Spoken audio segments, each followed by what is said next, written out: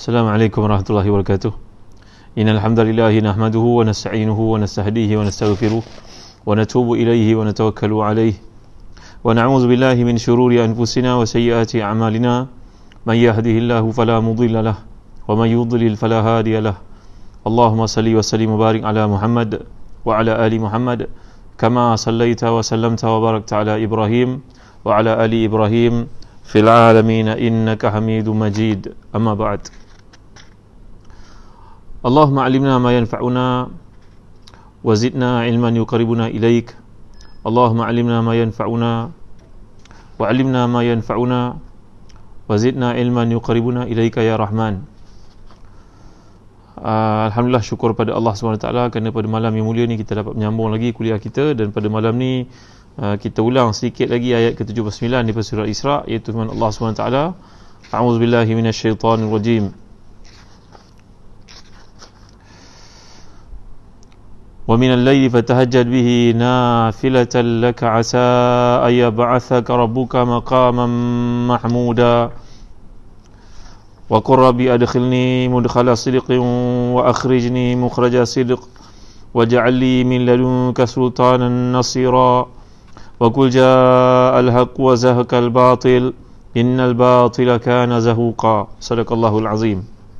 Maksudnya, kalau kita lihat dalam tafsir Ibn Kathir jilid yang kelima muka surat 374, iaitulah firman Allah SWT ayat ke-79, dan pada sebahagian malam bertahajudlah kamu sebagai satu ibadah tambahan bagimu, moga-moga Rabbmu mengangkatmu ke tempat yang terpuji. Dan katakanlah, wahai Tuhanku, masukkan aku dengan tempat masuk yang benar dan keluarkan aku dengan tempat keluar yang benar, dan berikan kepadaku dari sisimu kekuasaan yang menolong. Dan katakanlah, yang benar telah datang dan yang batil telah lenyap, sungguhnya yang batil itu adalah satu yang pasti lenyap. Jadi muslim-muslimat yang hati dan dikasihi sekalian, dalam kuliah kita yang terdahulu telah bincangkan bagaimana ayat ke-78 sebelum itu adalah menceritakan kewajipan salat yang ditetapkan oleh Allah SWT kepada umat Islam, yang pada 5 waktu itu dengan firman-Nya, aqimus salata liduluki syamsi ila ghasaqil lail wa qur'an al-fajr inna qur'an al-fajri kana mashhuda. Maksud daripada duluku syams kepada ghasaqul lail ini adalah semayang 4 waktu, dan manakala wa qur'an al-fajri itu merujuk kepada semayang subuh. Dan telah pun kita bincangkan kenapakah subuh ditekankan perkataan Quran di situ semalam. Kemudian Allah menjelaskan pada ayat ke-79, wa min al-laili fatahajjad bihi nafilatan laka asa yab'athaka rabbuka maqaman mahmuda. Dan sebahagian daripada malam bangkitlah bertahajud kepada Tuhanmu sebagai satu ibadah tambahan bagimu, moga-moga Allah mengangkatmu ke tempat yang terpuji. Kita telah bincangkan tentang ayat ke-79 ni sedikit semalam, bagaimana para sahabat ridwanullahi alaihim ajma'in yang sangat memahami syafaat Nabi SAW. Syafaat ni bermaksud pelengkap. Andai kalau kita belajar di universiti sebagai contohnya, markah lulus adalah 50, kita dapat 49, maka kita datang berjumpa dengan profesor bertujuan untuk mendapatkan satu markah sahaja bagi melepaskan nilai yang paling rendah itu, bagi membolehkan kita graduate daripada universiti sebagai contohnya. Kita bukan minta 10, tapi kita minta 1 sahaja. Dengan 1 itu melayakkan kita keluar dan bergelar sebagai graduan. Maka demikianlah maksud syafaat yang diberikan oleh Nabi SAW kepada umatnya. Dan Al-Imam Fudail bin Iyad telah pun menjelaskan bahawa syafaat Nabi SAW itu berlaku dalam berbagai-bagai bentuk, seperti disebut oleh Al-Imam Al-Qurtubi dalam tafsirnya. Iaitu, kata Imam Qurtubi, kalau kita lihat syafaat yang diberikan oleh Allah SWT kepada Nabi-Nya SAW yang disebut sebagai Al-Maqam Al-Mahmud itu, yang pertama namanya Syafa'atul Amma, Syafa'atul Uzma. Ketika semua manusia menanti-nanti penghakiman di sisi Allah, maka mereka pun datang bertemu dengan Adam AS. Maka Nabi Adam memberitahu kepada mereka, aku tidak dapat membantu kamu sedikit pun, pergilah kamu kepada Nuh. Maka mereka pun pergi bertemu dengan Nabi Nuh AS. Nabi Nuh pun mengatakan, aku tidak boleh membantu kamu. Mereka pergi kepada Nabi Ibrahim AS. Nabi Ibrahim mengatakan perkara yang sama, mereka pergi kepada Nabi Musa AS. Pergilah kamu kepada Nabi Musa. Nabi Musa tidak dapat membantu. Nabi Musa mengatakan pergi kepada Isa AS. Dan akhirnya syafaat itu berakhir pada Nabi SAW. Nabi lah yang minta kepada Allah supaya dimulakan penghakiman pada hari itu. Yang mana disebut dalam hadis, kalau kita perhatikan dalam kitab tafsir Ibn Katsir ini pada muka surat ke 379, inna syamsa la tad'u yawmal qiyamati hatta yablugha al-'araqu nisfal uzun fabainama hum kadzalik istaghasu bi Adam fayaqul lastu bi sahib zalik thumma bi Musa fayaqul kadzalik thumma bi Muhammadin sallallahu alaihi wasallam fayashfa'u liuqda baina halqi fayamshi hatta ya'khudha bi halqihi babil jannah fayawma idzin yab'athu Allahu maqam mahmuda. Sungguhnya matahari akan dekat pada hari kiamat hingga peluh sampai ke setengah telinga, dan ketika mengalami hal seperti itu mereka mohon syafaat kepada Nabi Adam supaya disegerakan hisab. Maka Nabi Adam minta kepada mereka untuk pergi pada Nabi Musa. Mereka pergi pada Nabi Musa, Nabi Musa pun menyatakan perkara yang sama sehingga akhirnya mereka sampai kepada Nabi Muhammad sallallahu alaihi wasallam. Maka baginda pun beri syafaat kepada sekalian makhluk. Lalu baginda berjalan hingga akhirnya menarik pintu gagang pintu syurga. Maka pada hari itu baginda ditempatkan oleh Allah pada kedudukan yang mulia, Al-Maqam Al-Mahmud. Itu sebab kita dalam hadis-hadis sahih menyuruh kita bila dengar azan, maka hendaklah kita berdoa, Allahumma rabb hadhihi ad-da'wat tammah wassalatil qa'imati Muhammadanil wasilata wal fadila wa ba'athu maqaman mahmud alladhi wa'adta innaka la tukhliful mi'ad. Bacaan doa ini tuan-tuan, ajarlah anak-anak kita untuk hafaz. Waktu cuti seperti sekarang ni, suruh mereka hafaz, suruh mereka belajar doa kunutnya, ketika sujud sajadahnya, sujud tilawahnya, bacaan bagaimana, wirid lepas semayangnya. Ajarlah anak-anak kita tuan-tuan dimuliakan Allah sekalian. Kalau kita lihat ada buku ni tulis oleh Sahibul Fadilah Datuk Dr. Abdul Basit bin Abdul Rahman, buku wirid lepas semayang. Kecil je buku ni. Miliki buku ni dan ajar kepada anak kita, anjurkan mereka, beri mereka ganjaran apabila mereka menghafal wirid pas sembahyang sebagai contohnya yang warid daripada Nabi kita sallallahu alaihi wasallam. Maka ajar anak-anak kita azan, ajar mereka untuk doa lepas azan. Inilah di antara perkara yang akan beri syafaat kepada seseorang itu di akhirat. Kata Al-Imam Qurtubi dalam tafsirnya, tafsir Qurtubi, bahawa syafaat Nabi ni ada berbagai-bagai bentuk. Iaitu kata beliau, maksud syafaat yang pertama, syafaatul uzma, syafaat yang terbesar, iaitu meminta kepada Allah disegerakan hisab. Yang kedua kata beliau dalam syafaat yang diberikan kepada Nabi kita sallallahu alaihi wasallam, ats-tsaniyah fi idkhal qaumin al-jannah duna hisab, iaitulah syafaat jenis yang kedua, memberi peluang, memberi kepada mereka yang sepatutnya dikenakan hisab tapi mereka tak kena hisab, mereka terus masuk syurga tanpa hisab. Ini adalah syafaat yang besar yang diberikan Nabi SAW kepada mereka yang layak. Yang ketiga kata Al-Imam Fudail bin Iyad, berkata beliau bahawa syafaat yang ketiga, fi qaumin min muwahhidi ummatihi istawjabun nar bi dhunubihim fayashfa' fihim nabiyuna sallallahu alaihi wasallam wa man syaa Allah an yashfa' wa yadkhuluna al-jannah. Syafaat jenis ketiga ini adalah untuk ahli tauhid. Ini satu berita gembira untuk setiap orang beriman. Andai mereka ini melakukan kesalahan, ada peluang untuk mendapat keampunan di sisi Allah, dan Nabi akan bagi syafaat untuk mereka ini masuki syurga dengan izin Allah Subhanahu wa taala. Jadi syafaat dimaksudkan ni min muwahhidi ummatihi istawjabun nar, golongan yang sepatutnya masuk neraka tapi kerana dalam diri mereka ada tauhid, ada keikhlasan beriman kepada Allah dengan akidah yang benar itu, maka mereka akan dapat syafaat untuk masuk syurga dengan izin Allah Subhanahu wa taala. Jadi tuan-tuan hati dan dikasihan, inilah perbezaan antara kita dengan si kafir. Kalau si kafir berkata kepada kita, mengapa aku tak boleh masuk neraka, tak boleh masuk syurga? Kita jawab senang saja tuan-tuan. Jawab secara logik seperti Dr. Zaki Naik ajar untuk kita jawab. Dan seperti itu Syekh Ahmad Didat. Bahawa perlu apa engkau beriman dengan apa yang terdapat dalam Quran yang menyatakan engkau masuk neraka? Kalau engkau beriman dengan apa yang dinyatakan Allah dalam Quran ini yang kami imani, maka engkau jadi orang beriman, engkau masuk syurga. Tak susah pun. Jadi kalau kamu menolak apa yang terdapat dalam Quran, buat apa kamu nak terima apa yang terdapat dalam Quran? Kamu bukannya orang Islam. Begitu mudah untuk kata pada si kafir, tuan-tuan, ini kata Quran kami tak beriman dengan apa yang kitab engkau kata, dan kau tak sepatutnya beriman dengan apa yang Quran kata. Tak perlu engkau yakini, tak perlu engkau sibuk-sibuk untuk kami membetulkan fakta yang terdapat dalam Quran ini, bahawa Quran ini anti-social, ia menaja terorisme, padahal cara hidup kamu yang membawa kepada unsur-unsur seperti itu. Yang ketiga dalam penjelasan oleh Al-Imam Abul Fadl Iyad di sini, Qadhi Abul Fadl Iyad, dinyatakan bahawa perkara yang keempat, syafaat jenis ketiga, tadi adalah syafaat bagi mereka yang layak masuk neraka tapi mereka diampunkan oleh Allah dan masuk syurga kerana keikhlasan, keimanan dalam hati walaupun mereka terjebak melakukan maksiat. Ini semua adalah zalika fadlullahi utihi man yasha. Ini merupakan kelebihan yang Allah berikan kepada umat itu yang tidak boleh nafikan oleh sesiapa pun. Yang keempat, fi man dakhal nar minal mudhnibin fayakhrujuna bi syafaati nabiyina Muhammad sallallahu alaihi wasallam wa ghairihi minal anbiya wal malaika wa ikhanihimul mu'minin. Ada syafaat jenis keempat, iaitu diberikan bukan saja kepada Nabi kita SAW, malahan kepada Nabi-Nabi yang lain, juga kepada para syuhada, para siddiqin, para ulama, para salihin. Iaitulah syafaat untuk mengeluarkan orang yang telah masuk neraka bila cukup tempoh dipindahkan masuk ke dalam syurga Allah SWT. Ini syafaat jenis keempat, dikatakan oleh Abu Fadl Qadiyat dalam tafsirnya, dalam penjelasannya terhadap perkataan syafaat, pembahagian-bahagian syafaat ini. Dan seterusnya al-khamisah fi ziyadati darajat fil jannah li ahliha wa tarfi'iha.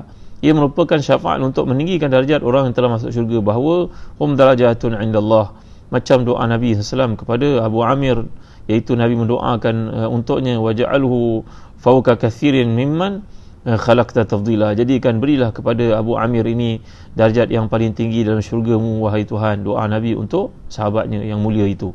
Jadi ini 5 jenis syafaat yang disebutkan oleh para ulama dan tafsirnya. Jenis-jenis syafaat yang diberikan oleh Allah SWT, yang paling besar dipanggil Maqam Al-Mahmud, yang telah kita bincangkan beberapa kali sebelum ini. Muslimin-muslimat rahmati dan dikasihi sekalian.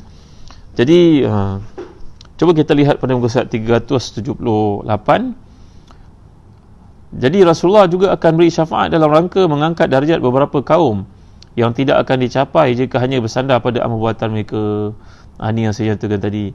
Baginda adalah pemilik al-wasilah, iaitu kedudukan tertinggi di syurga yang tidak dimiliki oleh seseorang pun melainkan baginda. Dan jika Allah mengizinkan untuk memberikan syafaat kepada orang buat maksiat, maka para malaikat, para nabi, para siddiqin, para syuhada, para salihin, para ulama, orang mukminin, maka mereka juga akan memberikan syafaat dengan izin Allah Subhanahu wa taala. Allahumma ja'alna minhum, ya Allah jadikan kami dari kalangan mereka. Dengan demikian Nabi SAW memberikan syafaat kepada makhluk yang jumlahnya tidak diketahui melainkan oleh Allah, dan tiada seorang pun yang dapat menyamai baginda dalam tingkatan kemuliaan pangkat memberi syafaat itu. Jadi tuan-tuan hati dan dikasihi sekalian, ini adalah berkaitan dengan syafaat yang disebut dalam ayat Allah Subhanahu wa taala menerusi ayat yang ke-79 di sini. Asa ayya ba'athaka rabbuka maqaman mahmuda. Moga Allah mengangkatmu, letak kamu di tempat yang terpuji. Telah kita pelajari dari sudut bahasa Arab, kata a'imati tafsir, bila Allah menyatakan perkataan asa dalam Quran, ia merujuk kepada satu benda yang wajib. Kalau dalam bahasa Melayu kita kata asa, moga-moga, mudah-mudahan, ia merupakan satu bentuk taraji, tamani, mengharapkan. Tapi bila Allah gunakan dalam Quran, maka ia adalah daripada pemilik segala kekuasaan, iaitu Allah. Bila dia mengatakan asa itu merujuk kepada satu benda yang wajib berlaku, yang mesti berlaku. Ini perbezaan penggunaan Quran berbanding dengan penggunaan bahasa Arab secara biasa, tuan-tuan dan hati dan dikasihi sekalian. Lagi kalau kita perhatikan, dibincangkan oleh para ulama, contohnya para ulama Malikiyah seperti disebut oleh Al-Imam Al-Qurtubi dan tafsirnya, bahawa menunaikan salat qiyamul lail ini, tahajud ini merupakan satu benda yang wajib untuk Nabi sallallahu alaihi wasallam. Thalathun alayya faridatun wa li ummati tatawwu'un, qiyamul lail wal witr was siwak. Kata Nabi sallallahu alaihi wasallam, 3 perkara yang bagi aku merupakan kewajipan, bagi umatku merupakan satu benda yang disunatkan, digalakkan. Iaitu yang pertama sekali penggunaan siwak, yang kedua sembahyang witir sebelum tidur, yang ketiga qiyamul lail. Kalau ikut turutan dalam hadis ini, perkara yang paling utama wajib ke atasku, sunat atas umatku adalah qiyamul lail. Yang kedua witir, iaitu sembahyang sunat dalam bilangan yang ganjil sebelum berakhirnya satu malam. Sebahagian daripada para sahabat macam Sayyidina Umar Khattab radhiyallahu anhu melakukan witir ini selepas sembahyang sunat Isya' ba'diyah. Kerana kata beliau yang tawaduk itu, dengan pun tawaduk aku bimbang aku tak terbangun pada waktu tahajud nanti, maka aku melakukan witir pada awal malam. Ini juga merupakan amalan sebagian besar daripada para sahabat ridwanullahi alaihim ajma'in. Yang ketiga, perkara yang merupakan sunat untuk kita tapi wajib atas baginda SAW, iaitu penggunaan kayu sugi, siwak. laula an asyuka ala ummati la amartuhum bisiwak inda kulli wudu inda kulli salatin. Dalam hadis yang sahih Nabi bersabda, kalau tidak memayahkan menyusahkan umatku, maka aku akan menyuruh mereka untuk melakukan bersiwak berus gigi ini setiap kali nak salat ataupun setiap kali nak wuduk. Maka ia satu sunnah yang sangat digalakkan. Maka ini adalah penjelasan tentang nafilatan laka. Ia merupakan satu tambahan untukmu. Tambahan untuk siapa? Untuk Nabi kita SAW. Kalau kita sembahyang ni ada 5 sahaja yang wajib, tapi bagi Nabi kita SAW dalam konteks ini nafilatan laka, tambahan untukmu. Kata para ulama sebahagiannya bahawa nafilah untuk Nabi itu berarti wajib untuk baginda SAW, berpandukan kepada hadis yang telah dibacakan ini.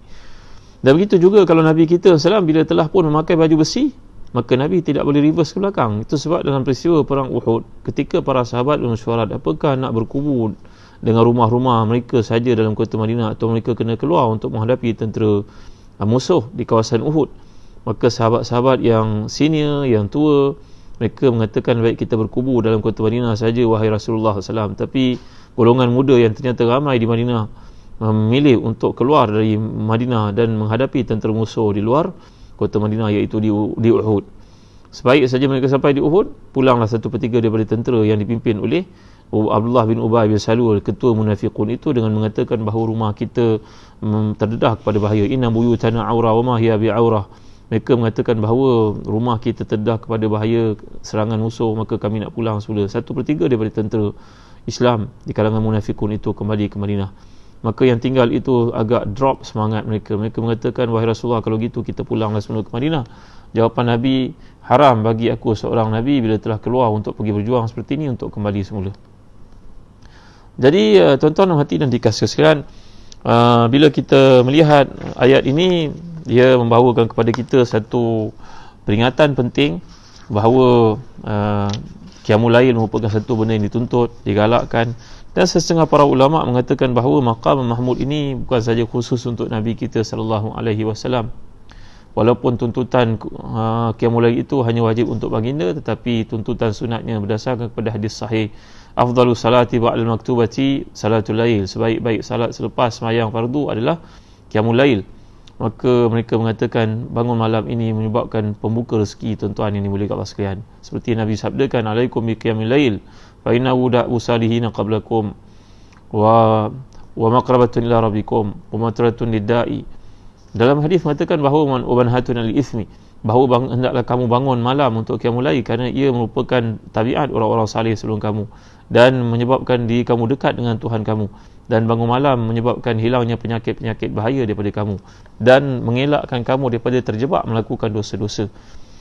Jadi begitulah kita melihat tabiat para salihin, para ulama, para siddiqin, para sahabat. Qiyamul lail ini bukan satu nikmat besar untuk mereka.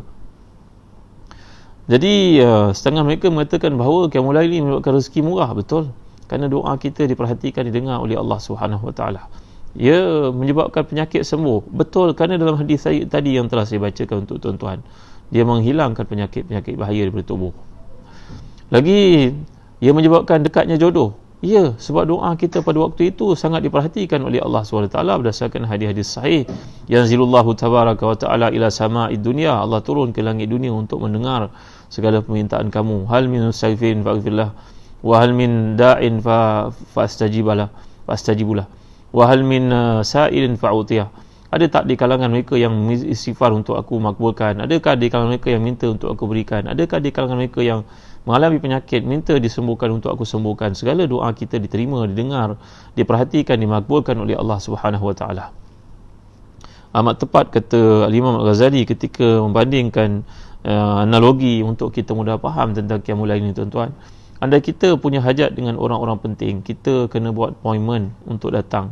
Tentulah tak pernah sabar kalau kita tengah makan roti canai, tiba-tiba datang pula sultan berhenti makan roti canai. Contoh, kita ada hajat dengan dia, boleh tak kita duduk depan dia minta pada dia apa yang kita nak? Tentu tak pernah sabar, tuan-tuan, tak pernah sabar. Walillahil mathalul a'la. Bagi Allah ni contoh yang tak boleh disamakan dengan manusia. Nak bagi kita mudah faham, kalaulah seseorang yang punya kedudukan, kemuliaan, pangkat macam tu tak suka didekati pada waktu-waktu seperti itu, dia lebih senang didekati pada waktu tertentu. Maka dengan Allah Subhanahu Wa Taala ni, Allah jemput kita untuk datang setiap malam.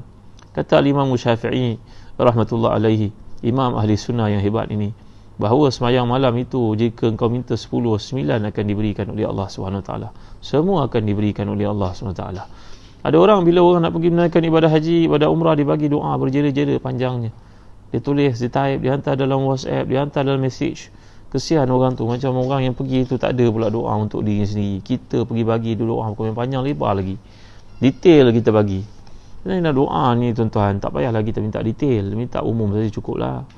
Ya Allah, berilah anak aku kursus peksa dia, matematik dapat A+, sains dapat, biologi, chemistry dapat A. Apa benda ni tuan-tuan ni, boleh Allah sekalian? Tak payahlah, kerana dalam satu peristiwa ketika Ummul Mukminin Ramlah binti Abi Sufyan yang pernah saya ceritakan kepada tuan-tuan, yang dinikahi oleh Nabi secara wakil oleh Raja Najasyi di dalam penghijrahan umat Islam yang pertama di Ethiopia itu. Ingat tak cerita Ramlah, Ummu Habibah, anak kepada Abu Sufyan, adik-adik kandung pada Muawiyah bin Abi Sufyan? Ingat tak? Ingat tak? Ingat tu. Maka Ummu Habibah ni kelihatan berdoa panjang lebar, ya Allah, beri kepadaku keberkatan untuk suamiku Rasulullah, kebaikan untuk adikku Muawiyah, bapaku Abu Sufyan. Panjang doanya. Maka Nabi pun berkata kepada isterinya Ummu Habibah, Ramlah binti Abi Sufyan ni, wahai Ramlah, wahai Ummu Habibah, engkau minta pada perkara yang Allah telah tetapkan, umur semua telah tetapkan. Kan kebaik kalau engkau minta dengan mudah saja begini, kata Nabi SAW. Maka kita ni kalau minta jangan susahkan orang lah tuan-tuan. Orang pergi ke Mekah, dia banyak benda lain nak buat, bukan dia nak berdoa untuk kita saja. Kerana saya biasa dengar orang kata banyaknya doa, berkeping-keping kertas orang hantar untuk minta doa kat Mekah, kat Madinah, kat Raudah, kat depan Kaabah. Mana ada masa orang tu nak doa untuk kita tuan-tuan. Bangunlah malam tuan-tuan, jangan malas tuan-tuan dalam hati dan dikasih sekalian. Apa saja hajat kita, mintalah kepada Allah, jangan selalu kepada manusia. Kecuali orang yang betul-betul salih yang boleh mendoakan untuk kita, alangkah sedikitnya bilangan mereka ini. Wa qalilum mahum. Jadi kembali kita kepada kepentingan Qiyamul Lail ini, terlalu banyak hadis yang menceritakan keutamaannya, menghilangkan penyakit, memurahkan rezeki, menyebabkan doa mustajab, menjauhkan kita dari melakukan dosa. Maka ayo janganlah bertangguh-tangguh lagi dalam perkara sedemikian. Jadi bila kita lihat di hari kiamat nanti, setelah kebangkitan manusia dari kubur masing-masing di padang mahsyar, kepanasan yang amat sangat sehingga seseorang itu ditenggelami keringatnya, peluhnya bercucuran sesuai dengan dosa masing-masing. Kata Imam Ghazali, kalau kita di dunia telah pun disibukkan dengan amal saleh, perkara-perkara kebaikan untuk umat yang kita lakukan, kita berpeluh-peluh untuk menjalankan tanggungjawab, maka di akhirat peluh yang telah keluar kerana Allah di dunia tidak akan keluar sekali lagi. Kata Imam Ghazali. Imam Ghazali ni dia buat satu istintaj yang penting, kajian-kajiannya, pembacaannya, ilham yang Allah campakkan pada hatinya. Maka beliau merumuskan bahawa pahala yang amal salih kita lakukan di dunia yang menyebabkan bercucuran peluh keringat keluar kerana agama Allah itu, maka di akhirat dia tak akan keluar lagi. Orang yang peluhnya banyak menenggelaminya sampai ke dada, sampai ke telinga, sampai ke cuping telinganya di akhirat nanti adalah mereka yang tidak melakukan kerja-kerja untuk Islam ketika di dunia. Dia malas untuk buat kerja-kerja, maka peluh itu akan melimpah-limpah keluar di akhirat, seperti yang telah hadis yang telah saya bacakan tadi. Matahari berada di atas kepala sejengkal. La ilaha illallah Muhammadur Rasulullah. Jadi sengatan matahari yang sangat panas itu dirasakan terutamanya oleh mereka yang bergelumang melakukan dosa. Keringat mereka bercucuran sesuai dengan dosa masing-masing sampai ada yang hampir menenggelamkan badannya. Demikianlah bunyi banyak riwayat.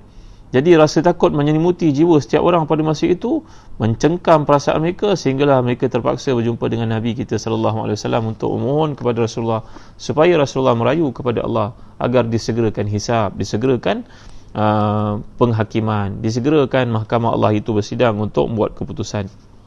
Dan selepas daripada itu, keputusan yang mereka jangkakan ringan rupa-rupanya lebih berat lagi, lebih banyak lagi. Rupa-rupanya pembukaan kepada penghakiman itu mereka ingat lepas itu bebas, boleh duduk, boleh balik. Kita kalau duduk dalam mahkamah, dalam court, duduk, hakim pun bangun, hakim pun buat keputusan, hakim pun keluar atau tangguhkan, kita pun keluar lega. Boleh keluar, boleh pergi makan, boleh rehat kat mahkamah itu. Tapi kat akhirat tidak tuan-tuan. Orang menyangka kat dunia seperti itu, di akhirat tak lain. Bila hukuman itu berlaku, lepas itu terus mereka dihamburkan, dicampak, dibaling ke dalam neraka oleh Allah SWT, oleh para malaikatnya. Na'udzubillah. Jadi inilah dia yang telah kita bincangkan panjang lebar dalam beberapa kuliah sebelum ini, iaitu berkaitan dengan al-maqam al-mahmud. Kemudian ayat ke-80 dalam satu firman Allah SWT, a'udzubillahi minasyaitanirrajim. Wa qur rabbi adkhilni mudkhala sidqin wa akhrijni mukhraja sidq waj'al li min ladunka sultanan nasira wa qul ja'al haqq wa zahaqal batil innal batila kana zahuqa. Lalu dikatakanlah, wahai Muhammad, wahai Tuhanku, masukkan aku dengan tempat masuk yang benar dan keluarkan aku pula dengan tempat keluar yang benar, dan berikan kepadaku dari sisimu kekuasaan yang menolong. Dan katakanlah, yang benar telah datang, yang batil telah pun lenyap. Sungguhnya yang batil itu satu yang pasti lenyap.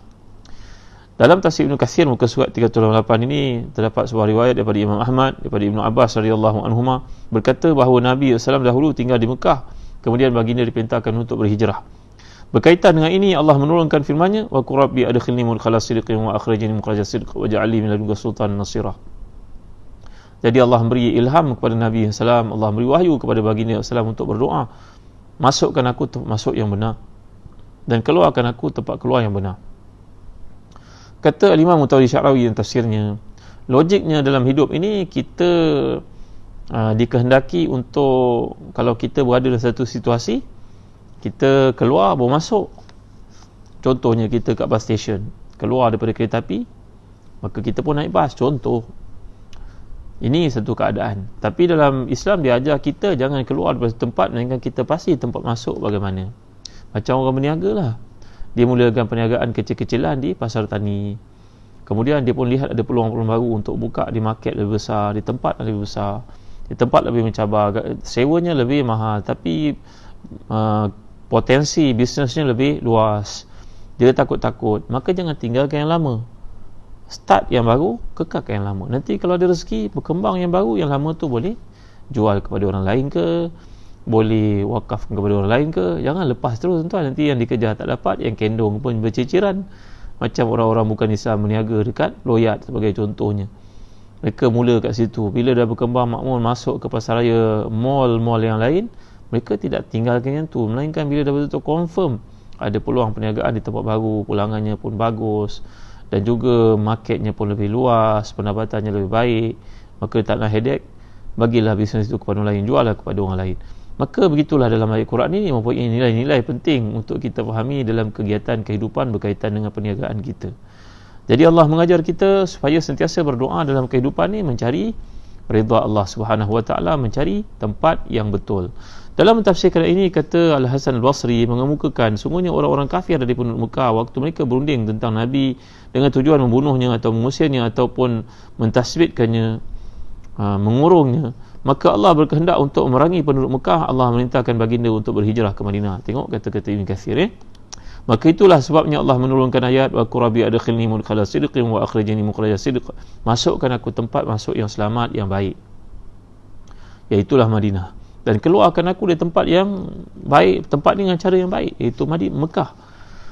Qatadah pun mengatakan bahawa qur rabbi adkhilni mudkhala sidqin ini berarti, wahai Tuhan, masukkan aku ke kota Madinah. Adapun akhrijni mukhraja sidqin, keluarkan aku dari tempat keluar yang benar, iaitu Mekah. Walaupun penduduk Mekah itu berusaha untuk membunuh Nabi kita sallallahu alaihi wasallam, kerana Nabi bersabda kepada Aisyah radhiyallahu anha, sebenarnya kota yang paling Allah cinta adalah Mekah, dan aku juga cinta kepadamu wahai Mekah. Walaula anna ahlaki akhrajuni ma kharajtu. Kalaulah tidak penduduk Mekah ini menghalau, mengusir aku keluar, tentulah aku akan kekal di Mekah ini. Tapi mereka telah pun menghalau aku keluar, maka aku pergi ke Madinah. Aku redha dengan Madinah, aku sayang dengan Madinah, penduduk-penduduknya menyayangiku. Jadi perkara yang sama juga dinyatakan oleh Abdul Rahman bin Zaid bin Aslam. Al-Aufi bercerita daripada Allah bin Abbas, adkhilni mudkhala sidqin, ini berarti masukkan aku tempat masuk yang benar, maknanya kematian, maka matikan aku dengan husnul khatimah. Husnul khatimah adalah satu yang diimpikan setiap Muslim. Kerana itu kita hendaklah sentiasa berdoa, Allahumma ahsina aqibati fil umuri kulliha wa ajirni min khizyid dunya wa azabil akhirah. Ya Allah, Allahumma ahsina aqibati fil umuri kulliha, ya Allah, perbaikilah kesudahan hidupku. Allahumma ahsina aqibati fil umuri kulliha wa ajirni min khizyid dunya wa azabil akhirah, dan selamatkan aku daripada azab dunia dan juga akhirat, fitnah kehidupan dan juga kematian. Ini merupakan doa yang penting. kata Abdullah bin Abbas Al-Aufi mengatakan maksud adkhilni mudkhala sidqin ni, matikan aku dengan mati yang baik, mati yang benar. Jadi doa ni nampaknya wahyu Allah kepada Nabi kita SAW untuk diamalkan oleh kita, kerana bagi Nabi tentulah kematian Nabi dalam sebaik-baik kematian. Ada beberapa pendapat lain, tapi pendapat yang tepat inilah pilihan Ibn Jarir yang menceritakan bahawa sebenarnya maksud mudkhala sidqin ni kota Madinah, tempat Nabi SAW mendapat tapak baru dakwah selepas Mekah menolak baginda, Taif menolak baginda. Lalu firman Allah, waja'ali min ladunka sultanan nasira, berikan kepadaku dari sisimu kekuasaan yang menolong. Mentafsirkan ayat ini kata Hasan Basri, Tuhan Allah SWT menjanjikan kepada Nabi-Nya SAW untuk penaklukan negara-negara empire besar pada masa itu seperti Rom, Parsi, dan janji Allah kepada baginda agar dapat mengalahkan kuasa-kuasa besar itu. Jadi perkataan sultan yang dimaksudkan di sini, kata para a'imati tafsir macam Imam Qurtubi, ia merujuk kepada kekuasaan. Kalau kita nak melaksanakan Islam tanpa kekuasaan, jauh panggang dari api. Maka dengan sebab itu umat Islam kena mengambil berat bab kepimpinan. Jangan biarkan kepimpinan ni berada di tangan-tangan orang yang derhaka kepada Allah, kepada orang yang kafir, kepada orang tidak faham tanggungjawab. Maka kita kena latih anak-anak kita untuk mencintai kepimpinan. Mencintai dalam arti kata menyelamatkan dunia ni daripada penganiayaan orang zalim, didik mereka apa sahaja, seperti yang pernah saya bincang dengan tuan-tuan dulu. Kata Dr. Ratib Nabulisi ketika kita mentafsirkan ayat yang awal daripada surah Al-Isra ni berkenaan dengan wala taqrabu zina, jangan dekati zina, wala taqtulu auladakum min imlaq, jangan bunuh anak kamu dengan sebab ketakutan kepada kemiskinan. Maka kata Dr. Ratib Nabulisi, di antara bukti, di antara perkara yang kita kena faham, bunuh anak-anak ni bukan bunuh secara fizikal saja, tapi bunuh dari sudut spiritual, mentalnya. Kita tak bagi pendidikan yang cukup, maka mereka tidak boleh bersaing dengan orang di luar, tak faham bahasa Inggeris. Jangan bahasa Inggeris itu bahasa kepimpinan, bahasa perniagaan, bahasa nak bersosial dengan orang pada masa hadapan. Tak salah untuk kita belajar, tuan-tuan ni boleh Allah sekalian. Ada orang mengatakan pada hari ini kerana kita ni orang Islam ketinggalan sangat, orang-orang bukan Islam mereka menguasai 3-4 bahasa. Mereka tahu bahasa English, bahasa Melayu, mereka skor SPM bahasa Melayu A+, A1 dan sebagainya. Kemudian mereka tahu bahasa ibunda mereka. Kita orang Islam terhegi-hegi satu bahasa je kita tahu, bahasa mereka pun kita tahu, bahasa Inggeris pun kita tak faham. Maka ini adalah pembunuhan karakter secara tidak langsung, kata Dr. Ratib Nabulisi, dan ia benar, tuan-tuan. Jadi untuk mengasah bakat kepimpinan ni, kita kena bagi pada anak kita kemudahan untuk ekspres dirinya, menyatakan tentang dirinya, bercakap, bertanya, bersoal. Kita dapat lihat dalam Quran ni nanti bagai-bagai ayat berkaitan dengan yas'alunaka. Golongan Arab ni bertanya kepada Nabi SAW. Mereka bertanya kepada wahai Nabi SAW, jawablah soalan-soalan mereka. Bahkan Allah menceritakan tentang perkara-perkara bersifat seksual dalam Quran itu yang telah kita temui dalam ayat-ayat sebelum ni. Mimani yumna, bagaimana diceritakan bahawa kejadian manusia itu Allah sebut perkataan-perkataan yang berkaitan dengan seksual lelaki dan perempuan, bagi menunjukkan adanya walaupun setengah bentuk keterbukaan dari sudut perhubungan untuk mengekspreskan diri, bagi melayakkan seseorang itu untuk berani bercakap. Bahkan Allah bawa kepada kita kisah tentang Iblis Rahmatullah alaih.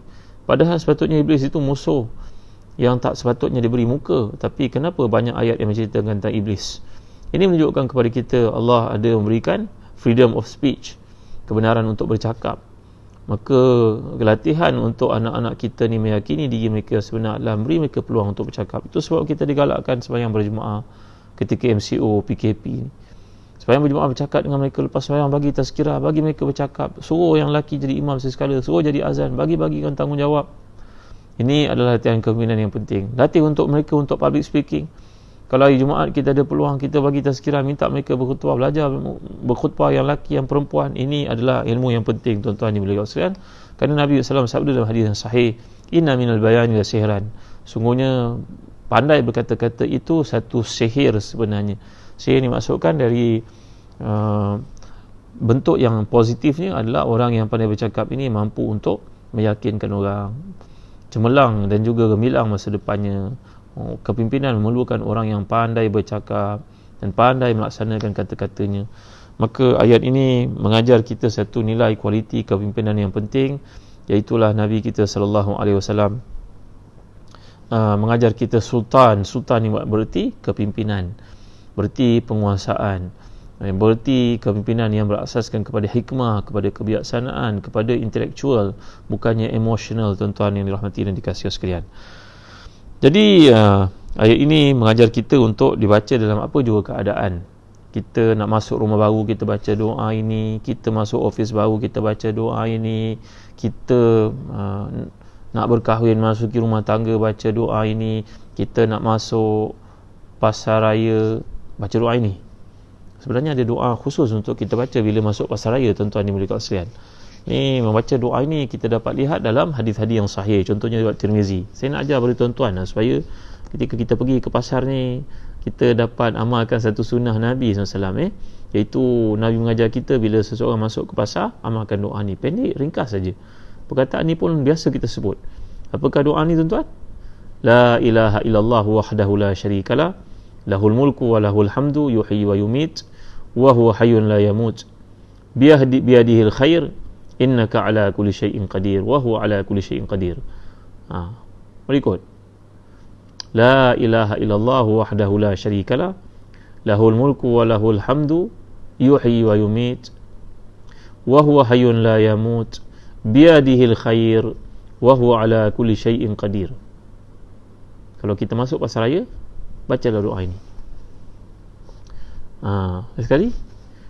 La ilaha illallah wahdahu la syarikalah, lahul mulku wa lahul hamdu, yuhyi wa yumit, wa huwa hayyun la yamut, biyadihil khair, wa huwa ala kulli syai'in qadir. Kata Sayyidina Umar Khattab radhiyallahu anhu, aku tidak pernah meninggalkan doa ini bila aku masuki pasar. Tak kira pasar tani ke, pasar raya ke, kedai ke. Kerana kata para ulama, contohnya dalam Al-Wabil Sayyib Al-Kalim Tayyib menghuraikan perkara ni, wal hikmatu fi husuli dzalikal ajr al-azim ka'annahu lama kana ahlu suq mushtaghilina bi tijarat wal makasib wa hum fi ghaflatin an zikrbihim bal aktharuhum mubtaluna bil ayman al fajira wal kadhibat wa kana hadha bainahum mimman dzakara Allah ta'ala washtaghala bi amri al akhirah mukhalafatan lahum wa ta'ziman li rabbih azza wa jalla, la jarama hasala lahu hadzal ajrul azim. Siapa yang baca doa ini dalam hadis sahih riwayat Tirmizi, Al-Hakim dan juga Al-Baihaqi mengatakan bahawa siapa yang membaca doa ini dalam sanad yang sahih, Nabi menjanjikan siapa baca doa ini ketika masuki pasar, Allah beri kepadanya apa? Dalam hadis ini mengatakan kataballahu lahu alfa hasanatin. Allah memberi kepada seseorang itu 1000 pahala. 1000 ni makna sejuta, tuan-tuan. Kerana zaman dahulu tidak ada perkataan milion. Jadi siapa yang baca doa ini ketika masuk pasar raya, pasar tani dan sebagainya, Allah akan berikan kepada mereka 1000 pahala. Makna 1000 dengan 1000 ada 6 sifar kan? Sejuta pahala. Wa maha anhu alfa sayyi'atin, dan Allah menghapuskan 1000 dosa kecil. Dosa besar wajib bertaubat. Makna 1000 jadi sejuta juga. Sejuta dosa kecil yang dilakukan. Wa rafa'alahu alfa darajatin, dan Allah mengangkat seseorang itu dengan sebab doanya ini masuki pasar 1000 darjat. Mana 1,000,000 darjat. Allahu Akbar, Masya Allah, Tabaraka wa Ta'ala. Ruginya kalau kita tak hafal. Jadi saya mengharapkan ada Ustaz Syafiq Murad dalam kuliah kita pada malam ni dapat menuliskan doa ni. La ilaha illallah wahdahu la syarikalah, lahul mulku wa lahul hamdu, yuhyi wa yumit, wa huwa hayyun la yamut, biyadihil khair, wa huwa ala kulli syai'in qadir. Siapa baca doa ini, Allah selamatkan dia daripada ditipu orang, Allah selamatkan dia daripada talalai. Ada seorang sahabat berkata dia pergi membeli di sebuah tempat luar negara ikut rombongan, maka orang tu pun jual ubat ini untuk hilangkan pening, ubat ni boleh mengelakkan berkedut, ubat semua dia belinya. Air sedar berapa ribu dolar dia telah beli, spend, balik satu pun dia tak pakai. Dia pun tiba kat rumah, dia terfikir, kenapa aku beli banyak sangat? Ini mungkin mainan orang, tuan-tuan, mungkin disihir orang agaknya, hingga mengakibatkan pada waktu dia pergi itu dia tak terfikir pun benda yang perlu dia beli habis semua sekali. Balik satu pun dia tak kerti guna, akhirnya terbuang saja, begitu saja. Expiry date ni datang, dia pun dah takut nak makan, takut memberi kesan kepada anggota dalaman, buat pinggan dan sebagainya, buang. Ini cerita betul, tuan-tuan. Jadi alangkah baiknya kalau kita mengamalkan doa ni tadi bila kita keluar agar tidak ditipu orang. Membeli ini kadang-kadang satu tanggungjawab, Kerana dalam suasana sekarang, kalau kita tidak membeli, ekonomi tidak pulih tuan-tuan, semua orang kena spend, tapi spendlah pada benda yang wajar, yang perlu.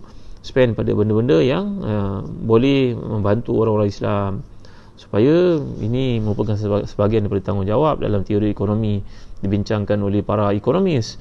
Tapi kita bila berada dalam situasi yang tak perlu, kadang-kadang kita ditipu, kadang-kadang disuruh beli yang benda yang tak sepatutnya, yang kita kat rumah ada vacuum, pergi beli lagi yang ke-9, yang ke-10, tinggal mangkuk dah banyak, pergi beli lagi. Tuan-tuan, tak nak komen banyak, nanti orang pun marah.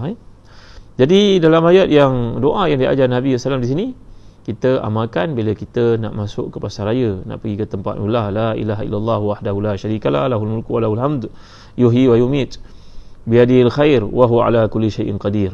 Mudah-mudahan dengan mengamalkannya, Allah selamatkan mata kita ni dari ditipu orang, dianiaya orang, dipukau, digoda, disihir, sehingga mengakibatkan kita terjebak dalam beli benda-benda yang tidak diperlukan. Ingat, menyokong perniagaan orang Islam itu satu kewajipan. Kita pergi ke pasar tani untuk membeli segala keperluan harian kita, membantu orang Islam, menyokong mereka, dan kita pun ada tanggungjawab kat rumah untuk sediakan makanan cukup bagi keluarga. Ia kewajipan tuan-tuan. Tapi biarlah kita sentiasa mendapat lindungan daripada Tuhan, bimbingan daripadanya dalam berbelanja. Jadi ni tadi kita dah bincangkan ayat tentang Nabi diajar oleh Allah SWT untuk berdoa, dan kata Al-Imam Al-Qurtubi dalam tafsirnya, bahawa ayat ke-80 ni kita baca dalam semua situasi. Kita naik pangkat, kita masuk rumah baru, kita keluar daripada rumah, kita masuk ofis baru, kita nak berkahwin, kita nak masuk ke Mekah, Madinah, lebih lagi ketika buat umrah. Kalau tuan-tuan bermusafir bersama kami di Zahzan Travel, kami akan sentiasa mengingatkan dan mengajar tuan-tuan doa-doa ini. Dan balik daripada perjalanan nanti kita ada muhasabah iman untuk pastikan kesuburan iman itu berlanjutan walaupun sudah pulang dari perjalanan. Ini yang cuba kita adakan perbezaan dalam perjalanan bersama Zahzan Travel. Bukan setakat umrah, tapi umrah penuh tarbiyah. Bukan setakat perjalanan dengan hiburan, tapi perjalanan penuh dengan tafsiran Quran. Memahami Quran satu nikmat, tuan-tuan yang mulia Allah sekalian.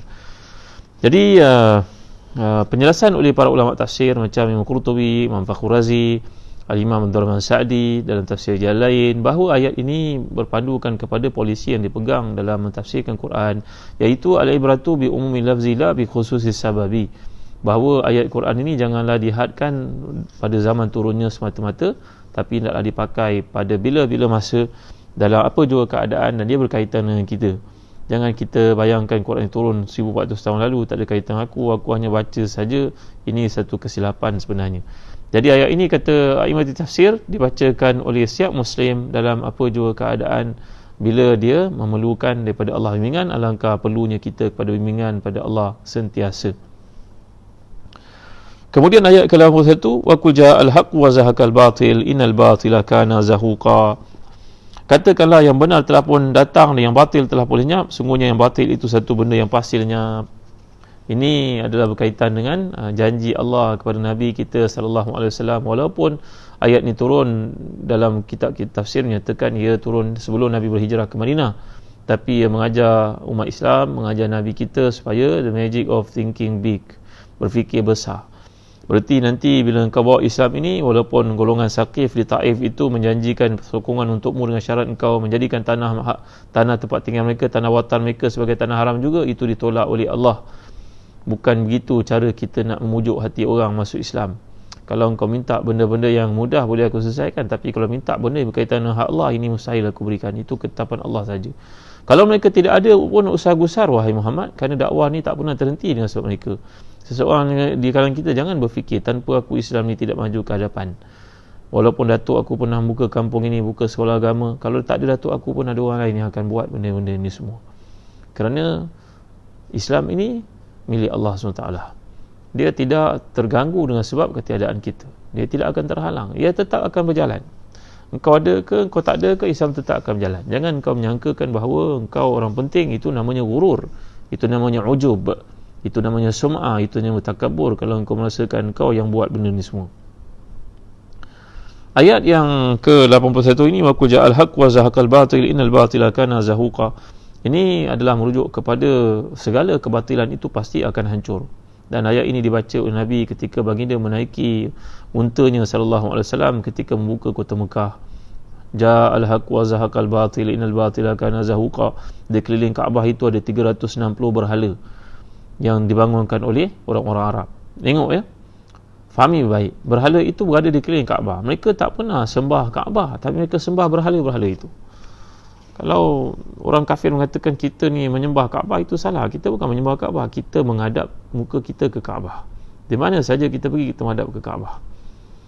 Jadi bukan kita menyembah Kaabah. Bahkan orang Arab zaman dahulu ketika mereka jahiliah sebelum datang Islam pun, mereka bukannya menyembah Kaabah, mereka menyembah berhala keliling Kaabah. Kaabah tak pernah disembah oleh sesiapa pun, sama ada sebelum Islam ataupun lepas Islam, tak pernah disembah. Ini adalah fact, tuan-tuan, adalah satu hakikat. Jadi ayat ini mengatakan bahawa segala kebatilan itu akan hancur. Demikian ketika berlaku pembukaan kepada negara-negara kafir, patung-patung berhala yang dibuat dari emas, perak, yang diharamkan untuk diambil, disimpan walaupun dibagi-bagi kepada tentera, maka mereka mencairkannya dan menukarnya kepada bahan-bahan emas bentuk yang lain yang boleh dijual, dimanfaatkan. Kerana itu tidak dipanggil pembaziran. Patung berhala daripada emas, kalau ditemui, kena simpan, kalau tak kita nak kena cairkan, ni pembaziran. Tak. Dalam bab macam ni, ia satu kebatilan. Asal kepada kebatilan ini hendaklah ia dihapuskan. Islam bagi kemudahan dalam kes seperti itu untuk dicairkan, ditukarkan kepada bentuk yang lain supaya boleh dimanfaatkan. Demikian juga kalau kita lihat bagaimana Nabi SAW telah pun menyuruh seorang sahabat yang melaknat untanya. Ini dalam kes menceritakan tentang ja'al haqq wa zahaqal batil innal batila kana zahuqa. Benda yang tidak baik itu pasti akan hancur. Sahabat ini dia marah pada untanya, maka dia berkata pada untanya, laknat pada unta ni. Maka Nabi berjumpa dengannya, apa yang kau kata ni? Kau melaknat untamu, maka lepaskanlah unta itu. Da'aha fa innaha mal'unatun. Lepaskan unta ini kerana ia tiada lagi kebaikan untukmu. Dalam Islam ni kita diharamkan, dilarang untuk mendoakan keburukan. La tad'u ala anfusikum wa la tad'u ala auladikum wa la tad'u ala amwalikum. Jangan doakan keburukan untuk dirimu, hartamu, anak-anakmu. Kerana mungkin waktu itu bukan waktu ijabah doa, maka jadilah apa yang kamu katakan itu, kecelakaan berlakulah pada benda yang kamu doakan keburukan itu. La tad'u ala. Jangan doa keburukan terhadap diri kamu, keluarga kamu, anak-anak kamu, harta benda kamu. Saya pernah ajar pada tuan-tuan, nanti ada peluang kita baca surah Luqman insya-Allah, tentang bagaimana penggunaan yang paling lembut yang Allah gunakan ketika komunikasi antara Luqman dengan puteranya. Kalau kita marah sangat pada anak kita pun janganlah kata melainkan yang baik-baik, tuan. Datuk nenek moyang kita adalah golongan yang terpuji, yang baik. Mereka tak memahami Islam. Mungkin kalau mereka ni tak sampai pun ilmunya kepada apa yang kita sampai hari ini, tapi amalannya jauh lebih baik daripada kita. Kalau nenek itu marah sangat dengan kita pun, dia akan cakap, cucu Mat, tadi nenek suruh kau tutup reban, Mat. Kau lupa nak tutup reban, bertuah kau, Mat. Habis nenek punya ayam dimakan musang. Dia tak cakap melainkan yang baik-baik. Tengok tuan, bertuah kau. Padahal dia marah tu. Kerana datuk nenek moyang kita ni tahu, berkata perkara yang buruk tu menjadi doa keburukan untuk cucunya, maka dia berkata yang baik-baik. Bertuah kau. Bertuah tu maksud apa, tuan-tuan? Bawa kebaikan kan. Walaupun kita buat kesilapan kan. Maka dalam konteks hadis ini, benda yang didoakan kecelakaan, seperti sahabat ni tadi mengatakan keburukan pada untanya, Nabi kata khalas, lepaskan unta itu, tiada lagi kebaikan padanya. Da'uha fa innaha mal'unatun. Lepaskan unta itu kerana tiada lagi kebaikan untuknya. Kau tak ada guna dan kau pegang unta ni. Jadi kita kena awasi diri kita daripada menyebabkan satu kerosakan, keburukan berlaku. Seperti dalam ayat ini mengatakan kebatilan itu merupakan satu benda yang akan hancur. Maka jangan kita hancurkan nikmat yang Allah beri pada kita dengan mengungkapkan perkara-perkara keburukan. Muslim-muslimat yang rahmati dan dikasihi sekalian, masih banyak lagi perkara yang saya nak hurai kepada tuan-tuan, tapi kesuntukan waktu pada waktu ini. Semalam saya janji pada tuan-tuan tentang doa permintaan seorang wanita tua kan. Iaitulah wanita tua ini hidup pada zaman Nabi Musa AS, ketika Nabi Musa diburu oleh Fir'aun laknatullah dengan tenteranya. Maka Nabi Musa tidak bertemu jalan keluar dari Mesir. Lalu mereka memberitahu kepadanya bahawa nak keluar dari Mesir ni kena bawa keranda yang mengandungi jasad Nabi Yusuf AS, kerana jasad para anbiya AS tidak dimakan oleh tanah. Maka akhirnya Nabi Musa AS bertanya, siapakah yang tahu kubur Nabi Yusuf? Nabi Yusuf berapa generasi sebelum baginda AS? Akhirnya Seorang perempuan tua, yang paling tua di kalangan Bani Israel saja yang tahu di mana kubur Nabi Yusuf. Ketika Nabi Musa bertemu dengannya, berkata, wahai nenek, beritahulah di mana kubur Nabi Yusuf ini. Nenek ini berkata, boleh aku beritahu kepadamu dengan syarat engkau doa kepada Allah supaya aku menemani engkau masuk syurga nanti. Allahu Akbar, Masya Allah, Tabaraka wa Ta'ala. Kan ya? Udu'ullaha an akuna murafiqatan sahibatan laka fil jannah. Doalah kepada Allah supaya aku dibenarkan untuk menemani engkau masuk syurga nanti. Ini tuan-tuan, orang punya target besar dalam hidup. Kalau kita ni bertemu dengan orang mustajab doa, mintalah benda yang besar-besar, tuan-tuan. Jangan minta kereta Mercedes, minta rumah, minta itu, benda keduniaan. Hati kita ni berserabut sangat dengan keduniaan. Berbeza daripada orang yang kalkulator akhiratnya aktif, minda akhiratnya terbuka, GPS akhiratnya terang benderang, mintaannya untuk akhirat. Maka Nabi Musa pun kata, ya, aku doakan untukmu sekarang juga wahai nenek. Nenek itu menunjuk, di situlah kubur Nabi Yusuf. Kubur Nabi Yusuf itu telah ditenggelami oleh air, jadi seperti tasik. Mereka terpaksa keluarkan air itu untuk mengambil tabut, iaitu keranda yang mengandungi Nabi Yusuf AS dalamnya. Barulah Allah buka untuk mereka cahaya jalan untuk keluar dari Mesir. Ini cerita tentang syafaat lah tuan-tuan. Ini cerita tentang permintaan akhirat, bahawa orang-orang saleh ni pandangan mereka adalah untuk akhirat. Tapi orang-orang yang ada di dunia pada ini sebahagiannya sibuk dengan bab keduniaan, lupa pada perjalanan yang pasti di akhirat itu. Jadi cerita syafaat ni tidak habis di sini tuan-tuan. Besok saya nak cerita pada tuan-tuan tentang pembukaan kota Mekah yang dibacakan oleh para sahabat ayat ini ketika mereka memasuki kota Mekah, walaupun turunnya lebih 10 tahun sebelum itu. Iaitulah sebagai satu ajaran Islam mengajar kita untuk fikir jauh ke depan, fikir benda yang besar-besar. Padahal benda itu berlaku 10 tahun sebelum pembukaan kota Mekah, tapi telah diturunkan oleh Allah ayat-ayat yang mulia ini bagi memberikan kepada umat Islam satu bimbingan supaya melihat akhirat itu sebagai keutamaan. Jadi ketika pembukaan kota Mekah ni, Nabi telah menghalalkan darah beberapa orang musuh Allah, tapi seorang daripada mereka akhirnya telah dimaafkan. Siapakah orang itu? Saya akan cerita kepada tuan-tuan esok insya-Allah dalam kuliah tafsir kita jam 9 malam. Jangan ke mana-mana. Tolonglah share video ini kepada semua orang Islam yang ada di keliling kita, sahabat handai kita. Moga-moga menjadi sebab untuk dapat hidayah. Dan kesibukan mereka tak sempat nak tengok, mungkin mereka ada peluang untuk tengok pada waktu yang lain. Dan saya ucapkan terima kasih banyak-banyak kepada Zazan Travel kerana penajaan kuliah kita. Jangan lupa bila nak travel nanti dalam luar negara, ingatlah Zazan Travel. Berilah peluang kepada kami untuk berkhidmat kepada tuan-tuan yang dimuliakan Allah.